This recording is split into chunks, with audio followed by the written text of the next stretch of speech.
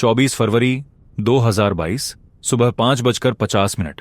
स्थान Kyiv, Ukraine. अंधेरे में डूबी सड़कों पर अचानक सायरनों की आवाज गूंजने लगती है। आसमान में एक अनदेखा कंपन फैलता है और फिर कुछ ही पलों में विस्फोटों की गूंज शहर की खामोशी को चीर देती है।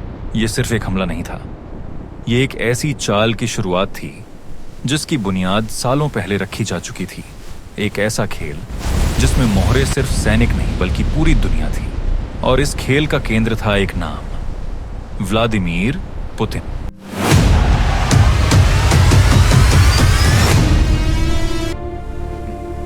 इस कहानी की शुरुआत 2022 से नहीं बल्कि 1991 से होती है, जब सोवियत संघ का पतन हुआ। एक ऐसा क्षण जिसने रूस की शक्ति को टुकड़ों में बांट दिया और पश्चिमी देशों को एक नया अवसर दे दिया। धीरे धीरे नाटो पूर्व की ओर बढ़ने लगा और हर नया सदस्य रूस के चारों ओर एक घेरा बनाता गया। यह विस्तार सिर्फ एक सैन्य गठबंधन का फैलाव नहीं था, यह एक मनोवैज्ञानिक दबाव था जिसे मॉस्को हर दिन महसूस कर रहा था। साल 2000, मॉस्को। सत्ता में आता है एक ऐसा नेता जिसकी सोच अतीत के अपमान को मिटाने की थी। व्लादिमीर पुतिन के लिए सोवियत संघ का पतन सिर्फ एक राजनीतिक घटना नहीं था बल्कि एक व्यक्तिगत हार थी।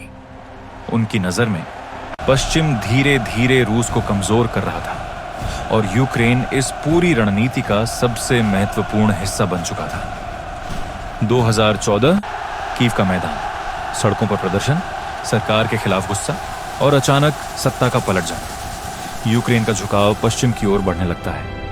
इसी दौरान क्रीमिया पर कब्जा कर लिया जाता है।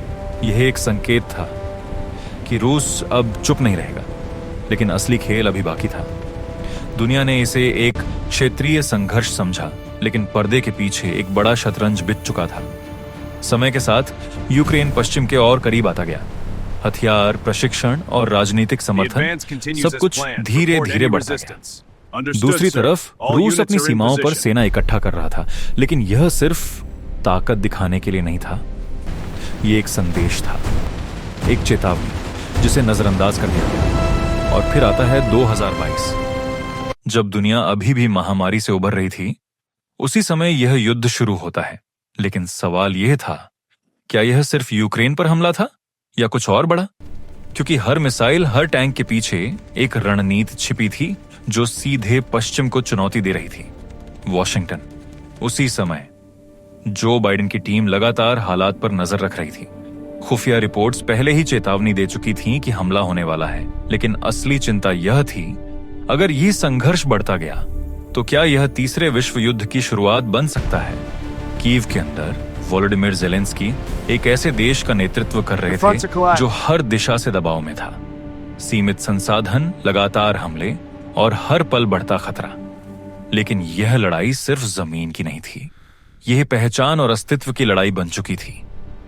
इस पूरे खेल में एक और परत थी जो सामने नहीं दिखती। खुफिया एजेंसियां, गुप्त बैठकों और बंद दरवाजों के पीछे लिए गए फैसले। कई विशेषज्ञ मानते हैं कि यह युद्ध अचानक नहीं हुआ, बल्कि यह एक योजनाबद्ध प्रतिक्रिया थी जो सालों से बन रही थी। एक ऐसा जाल जिसमें हर देश अपनी चाल चल रहा था। भारत भी इस स्थिति को ध्यान से देख रहा था।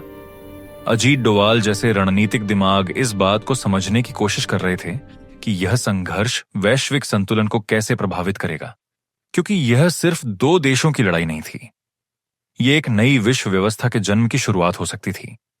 जैसे जैसे दिन बीतते गए, युद्ध और भी जटिल होता गया। प्रतिबंध, आर्थिक दबाव और सूचना युद्ध, हर मोर्चे पर लड़ाई चल रही थी। लेकिन सबसे खतरनाक चीज थी अनिश्चितता। कोई नहीं जानता था कि अगला कदम क्या होगा, और यही अनिश्चितता इस पूरे संघर्ष को और भी खतरनाक बना रही थी। रात के अंधेरे में जब बमबारी की आवाज धीमी पड़ती है, तब भी यह युद्ध खत्म नहीं होता। यह जारी रहता है, रणनीतियों में, फैसलों में और उन खामोश बैठकों में जहां दुनिया का भविष्य तय किया जा रहा है।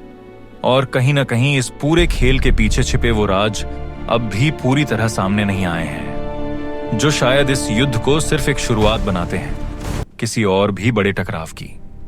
समय धीरे धीरे आगे बढ़ता है, लेकिन युद्ध का स्वरूप अब बदल चुका था।